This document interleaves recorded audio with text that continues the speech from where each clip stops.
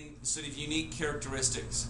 Archaic orientalizing pottery is like the geometric style that we talked about yesterday, in which the characters look like the essential forms of the Palace of Knossos, with the elongated legs, the triangular torsos, these sort of characters that are very, very, again, elongated and elegant, but with some simplified elements, including the geometric sort of circular face with all of the features of the face represented by a single dot.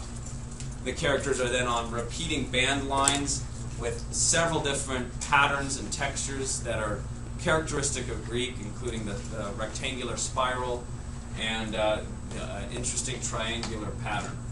Archaic sculpture will look very similar to the ancient Near East and also to ancient Egypt, even though it's much later than those structures that you see in ancient Egypt. They are developing it for themselves for the first time. So archaic sculptures will be very stiff. They'll have a lack of negative space, so the characters will be very compact. There'll be a lack of rhythm, or rhythmos, the Greeks would call, about the patterns of the movements of the characters. The characters are very stiff, very frontal and symmetrical. By the late archaic period, you start seeing semblances of a smile or semblances of gesturing that we will look at. Also, an increased emphasis and awareness of anatomy. So the characters will begin to take on more of a fleshy look as opposed to a stiff, muscly compactedness. In the classical era is what we think of when we see Greek works. When you go to the LACMA next month, you'll be able to, or in November or so within about a month away. Well, we'll talk about that more this week. I'll get the stuff going and all that. But when we go there, you'll see for the first time most of the work that comes out of ancient Greece comes from this classical period, 480 to 323. It's sort of its high point as a culture. It's their golden age, if you want to think of it as golden age. Early classical, high classical, and then this late classical period. Actually, no, this should just be deleted. This looks like a repeating line. Early and high classical, in which we see very prominent artists become, for the first time, they kind of create schools of thought around sculpture for themselves. And this will become a pattern of understanding and enjoying artists that you will see revive itself in the Renaissance. So it's sort of this high point where all of a sudden art looks like what it looks like even today during the classical Greek period. It had a tremendous impact on global art history. Hellenistic art is an art movement that occurs towards the end of the Greek Empire, or as a cultural identity, eventually becomes subsumed in the Hellenistic period by Rome. So Roman imperial powers basically take over. The kings of Greece begin to pay homage to their Roman overlords. And in the High Hellenistic period, you have this increased emotion. The characters move from sort of the classic rhythmos of like the Discobolus, that character who's swinging the frisbee thing, right? The discus throwing, or the spear bearer, which we mentioned with the male ideal. And they move into more like the Lacoon group, which is a group of people who are being eaten by a snake, and they're like freaking out. They go, "Oh my God, I'm being eaten by a snake, and I'm naked, and worst thing that could ever happen." So they get all like super intense and super emotional, and that is a characteristic of the late period or the Hellenistic period of time. All right, so we have that written down. We kind of understand it a little bit, the Greek outline there. That should really help you focus your context when you're identifying in your marks what the works exist as. Where are we going? Archaic statuary, classical architecture, symposium. This is later. We'll be doing this later. Classical sculpture, Hellenistic sculpture. And we'll be trying to do this as much as possible. The archaic sculpture then, what we have going on. So here's some examples of some archaic sculpture from that early part of the 7th century, so 650 BCE. You have rise of monumental architecture in the region. Yes, they had the Palace of Knossos, and they had the Treasury of Atreus in the ancient Aegean context. For a time, though, that kind of trails off, and there's not much going on. It's not until the Hellenized unification of about 650 BCE that we see monumental architecture develop. We might think that there's possible Egyptian influence. You can see it definitely with the work such as this. maybe even ancient Near East influence because of the way in which these characters are similar to perhaps the idols of Telesvar. So the characters have a conical shape to them, especially with her simplified dress. They're geometric in form. Our characters are not necessarily anatomically developed. They don't look like naturalistic objects. They are too angular and, again, geometric in shape. So these strong diagonals. Our face and our form here is elongated.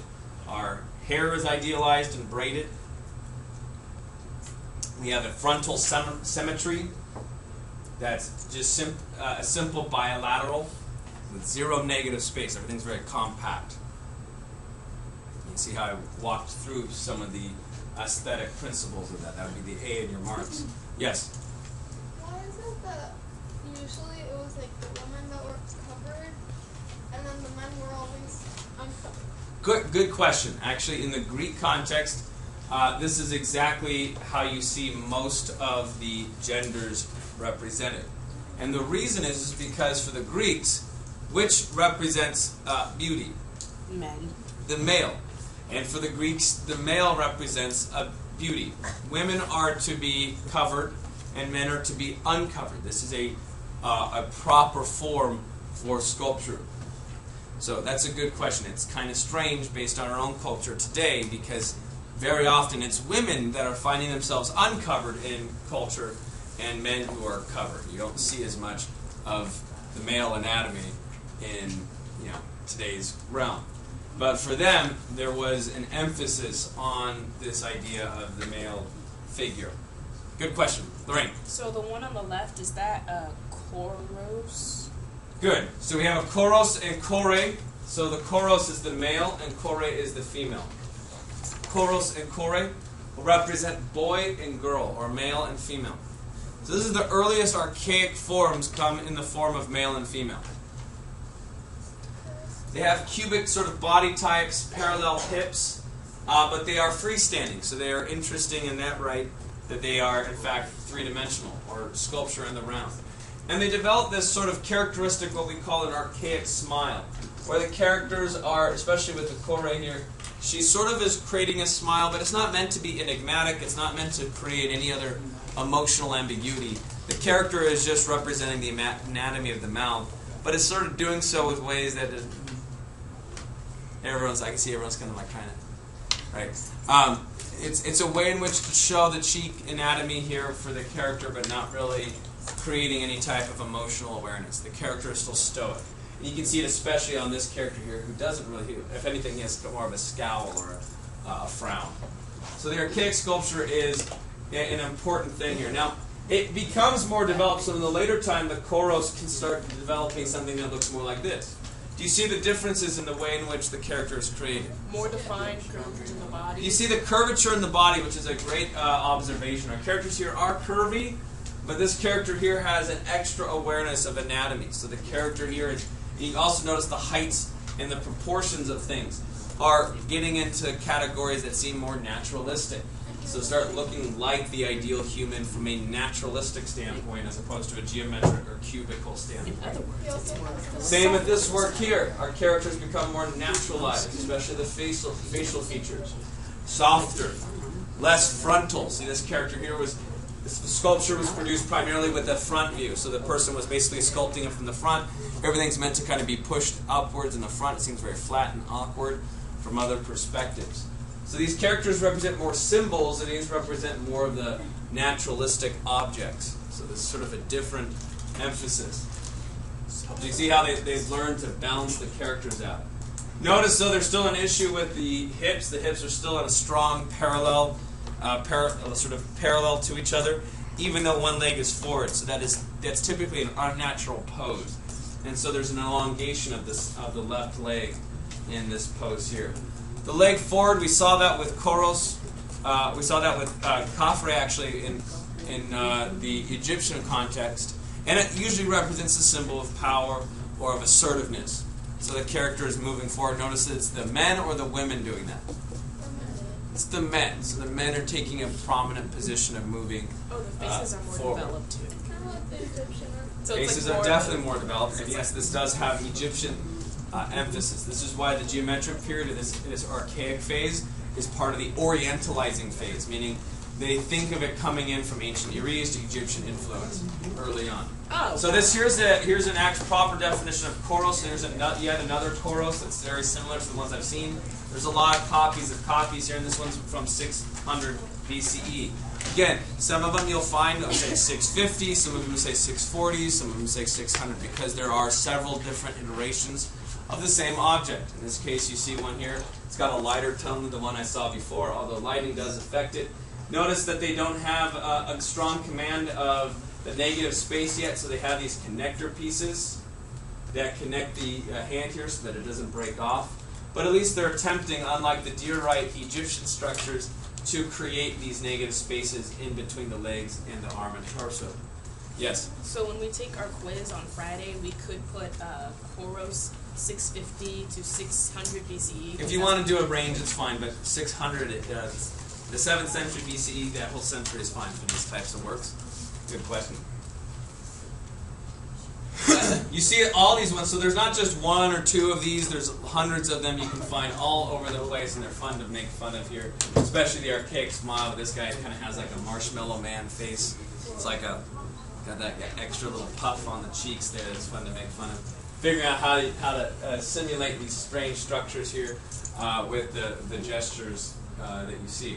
All right, we have the calf bearer, which will be a prominent symbol in the ancient, the late antiquity art. So Christianity will pick up on these symbols that Greeks originated with, and that the Romans then picked up for themselves, and then Christians finally picked up before. If you've ever been in a church, for instance, with a stained glass with a guy with a staff and holding a lamb, what do we call that? Wait, don't tell me. Guy with a staff. Shepherd. I know what it is. Shepherd. I think I already said it. Shepherd. Shepherd. Know that has Greek origins, and it has Hebrew origins, obviously, that the shepherd becomes the symbol. David was a shepherd, etc.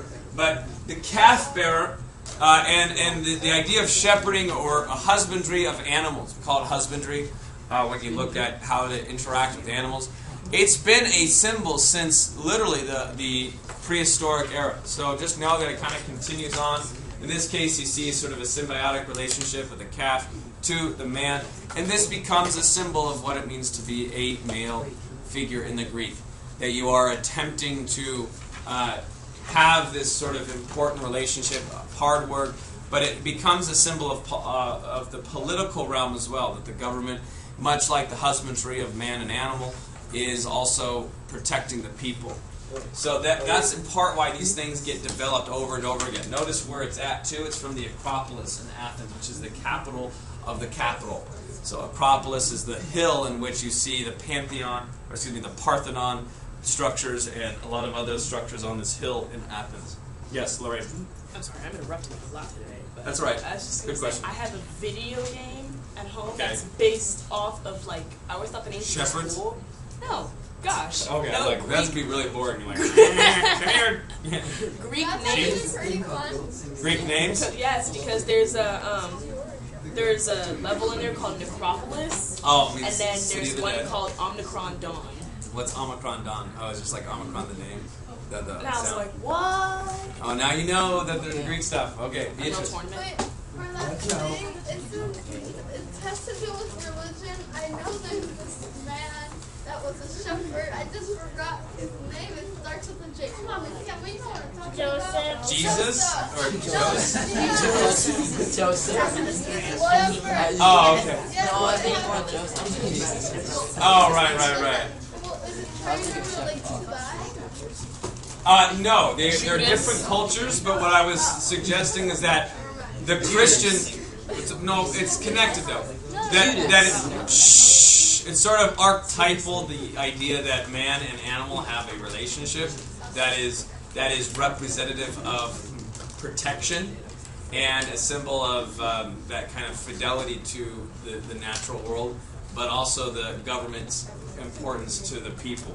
Remember, this went back all the way to the ancient world prehistoric world, even with the prehistoric, Paleolithic cave paintings to Neolithic paintings, the interactions of man and beast. So yes, you're right that we'll have a Hebrew origins, and I did say that this has a Christian significance because Christianity is an infusion of Roman culture, Greek culture, and Hebrew culture. So you'll see those things pop up again because they are ultimately universal religious symbols, which is one of our thematic units. And it'll be the thematic unit this week. So universal religious symbols. So hang on to that thought. You'll see this again come up. You see the archaic smile with the characters with the cartoonishly large eyes, with the development here, the portrait of the calf bearer. Important symbol. From the Koros, we also have I'm showing you the differences now, but this is called Croesus. It's a little bit different. It's a different type of male. This male is a little bit more defined. So we already mentioned the differences there, including the higher curvature, the stronger sense of naturalistic anatomy. Our character's still idealized, though, so you see the enlarged sort of calves, the obviously zero body fat on this dude, right? With the six-pack going on. And but we have a tapered torso. Same type of archaic smile, though, that sort of high frontality. The characters are still very stoic.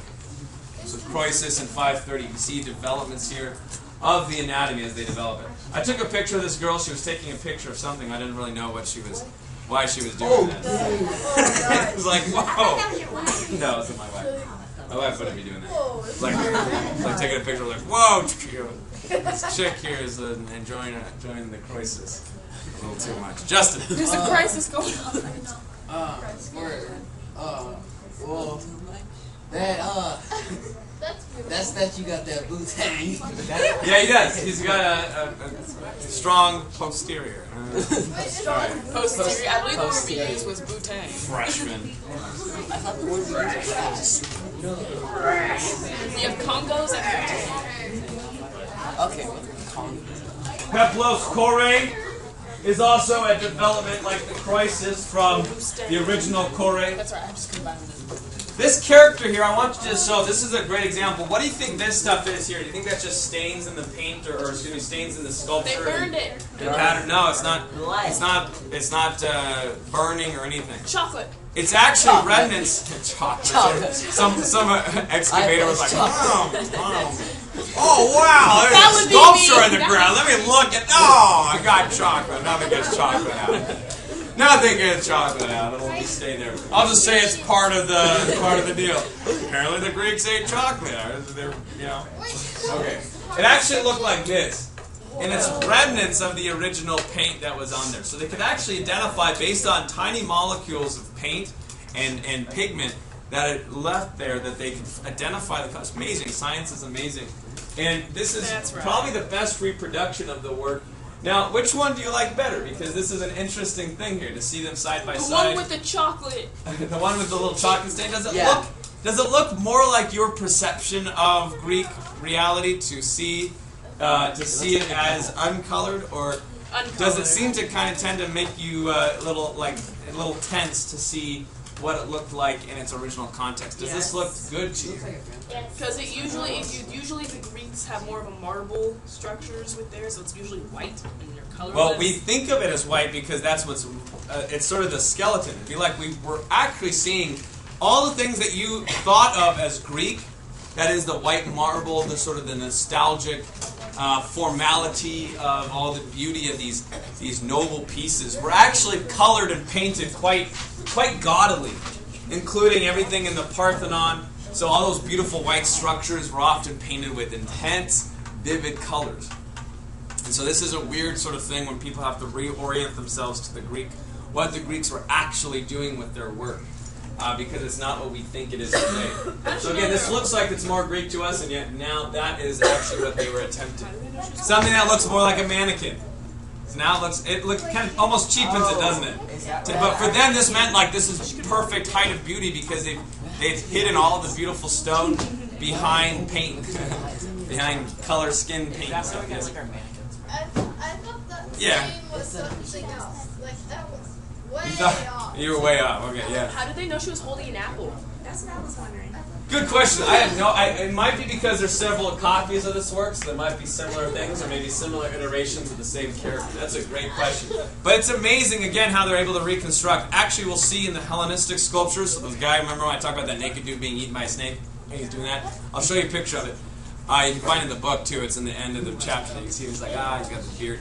But they actually had, because the arms had broken off at one point, and they didn't know exactly how he was trying to get the snake off him. So at some point, for about 100 years, he was like doing this, and another point he's like doing this. And so they decided based on the anatomy of the arm and how the arm would work to try and restore what was actually in the object's hand. But they weren't about anatomies of the arms. Oh yeah. No, I mean today well, in the Hellenistic period they are.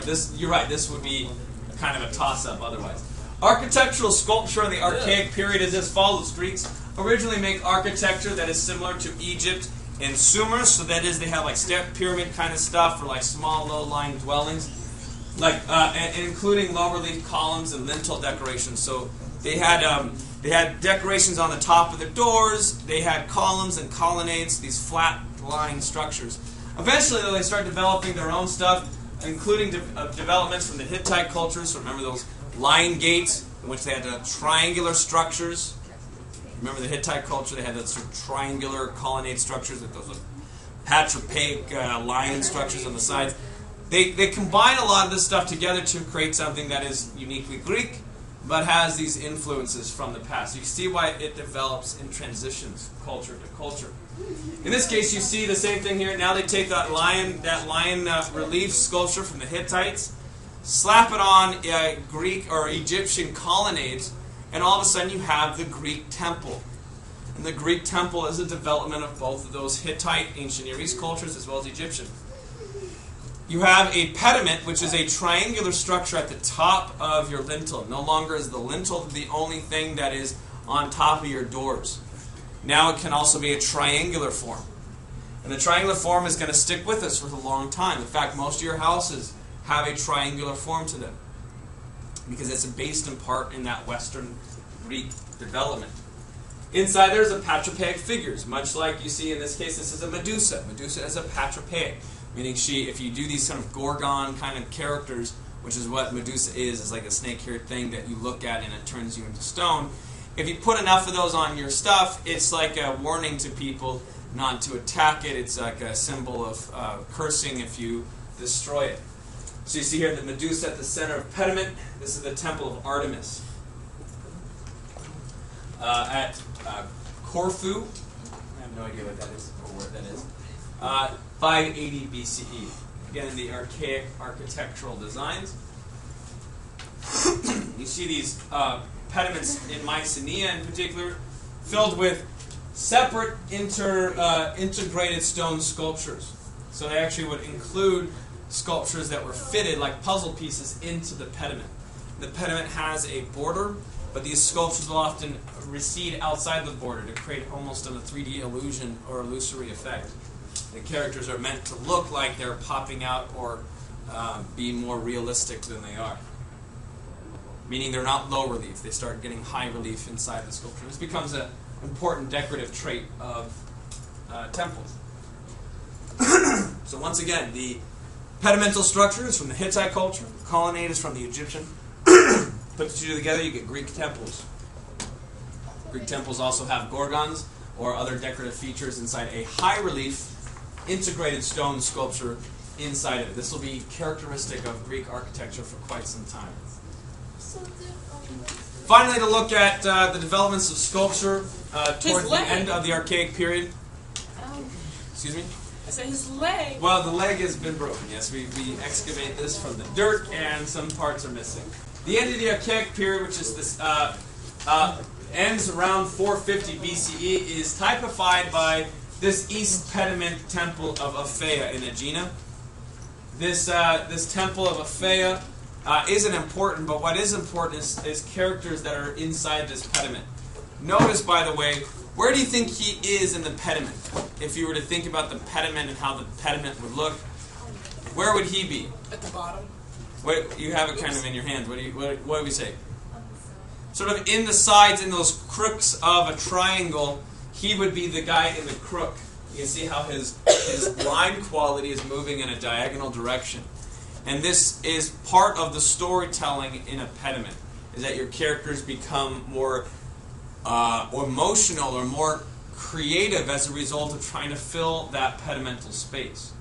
And so you see the transition. If I just require myself to show a picture of a sculpture and it's standing in the round, maybe just on its own pediment or on its own foot of a column, I don't tend to require a lot of emotion. But all of a sudden I have to fill a space in a pediment, and now the character has to be like doing something different. So now I have to think outside the box a little. I go, okay, I have this shape. So how does a character look when he's in this shape? Well, people dying look like they're in this shape because they're like standing up, they're trying to get up again. And so we get sort of emotion developed. And this is the end of the archaic and into the classical, where we get to see some developments in emotion connected to the gestures of our characters. So gesturing becomes super important. Notice our character is a dying warrior. And we get this sense from this character both of attempting to escape his state. So he's lifting himself up and pushing off. We get this sense of gravity or gravitas to our character. This character is pulling against the weight of the ground, both with the shield. You see him flexing here, also pushing off. But in his face, you get the continuation of the archaic smile, the archaic stoicism. And in part, there's a theory about the fact that classical Greek philosophy is sort of about this idea of facing death as a man and being ready to take it on, but also to fight against it. Remember, there ain't no heaven for Greeks. Remember, there's like this weird floaty underworld thing. So you're not really getting a whole lot of good stuff, even as a soldier. You are consigned to death, and death is not the best thing. It's not paradise. So there's a stoic, which means emotionless or balance of emotion, in which you look at it from a mature perspective. So I don't have a zoom in. I wish I had a zoom in that. I have a zoom in right now. Of this character. But you can see here that the character is pushing against death, but is also consigned to it. He's consigned to his fate. Fate is a big deal for Greeks. So the archaic resolve, you see it on his face, in the face, even though there is a heightened emotional quality with his gesture as a result of needing to fill the pediment. Does that make sense? You should start seeing the developments here as a result of needing to fill the pediment space. Need to create people with strange gestures, but also consigning to face with archaic face. And then we get a unique Greek philosophy. To tell you something about, in the last couple minutes, you can write this. This needs to be a chart that's in your notes.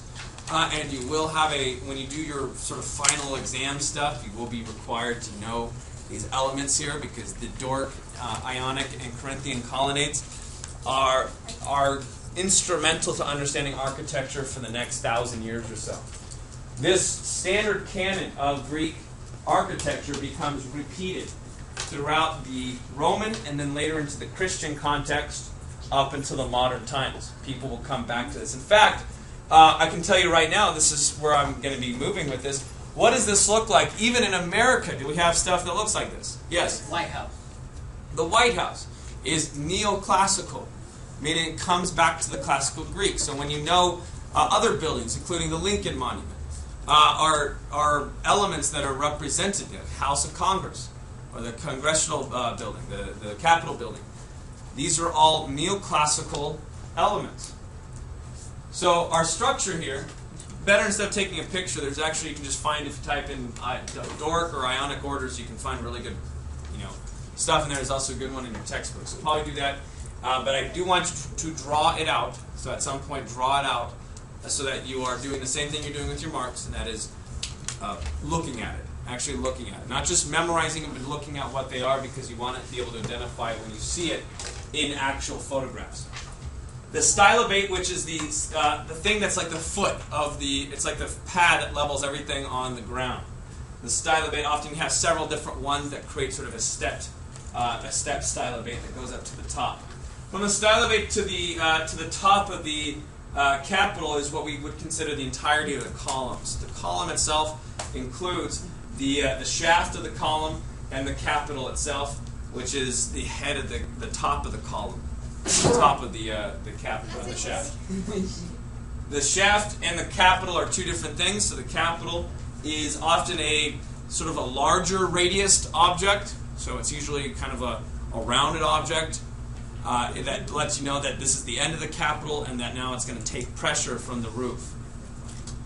Often it's tapered upwards, so it's tapering to move your eye upwards and it looks light and airy. But with the Doric system, the column is actually the drums of the shaft are larger at the bottom, so it tends to feel like the heaviness of the top of the structure, even though it's kind of trying to go upwards, it's also kind of pushing downward. Eventually that goes away. They don't like that look after a while, the Doric look of everything looking like it's smushing down slowly. And so the Ionic orders will be very, you'll notice when we see them, they'll be very skinny. The Capitol and Lincoln buildings are very different than the Parthenon in the sense that they are literally a difference between Doric and Ionic orders. And Ionic orders are very skinny and very thin columns to try and heighten that vertical awareness. Some other ones that are probably lesser known, so the column is probably most obvious, shaft and capital, but we have these whole other structures up here. The architrave, which is sort of the original lintel that would go on top of the columns, and usually is empty of or devoid of objects. And then there's a patterning that goes on top of that. So now a structure that's on top, the middle part, in which you get what's called a frieze. And a frieze is sort of a long rectangular shape that represents either story, if it's in the Ionic orders, or if it's in the Doric orders, it's just abstract shapes, it's geometric. And then we get this, in the Doric order, a triglyph and a metope. Metopes are little squares that usually will have little pictures in them, but these triglyphs are like these three different rectangles that kind of represent divisions. They're like register lines. So these division within the metopes and the triglyphs create our frieze for the Doric order. You have the cornice, which is like the register lines of the border of the roof, and the pediments in the center here usually has our depicted elements. Our dying warrior that I showed you would be right there in the pediment of the Doric order. This whole thing, much like this is called the capital, this whole thing up here is called the entablature. So you have an entablature, a capital. Within the entablature is things like the cornice, the frieze, and the architrave. Within the frieze, there's the triglyph and metope. You see how this kind of branches into smaller groups. It's sort of like genus and species, or phyla, genus and species, or however that works. Kind and genus and all that stuff. For biology, zoology, it's the same thing that works here. So there's categories and then subcategories within them.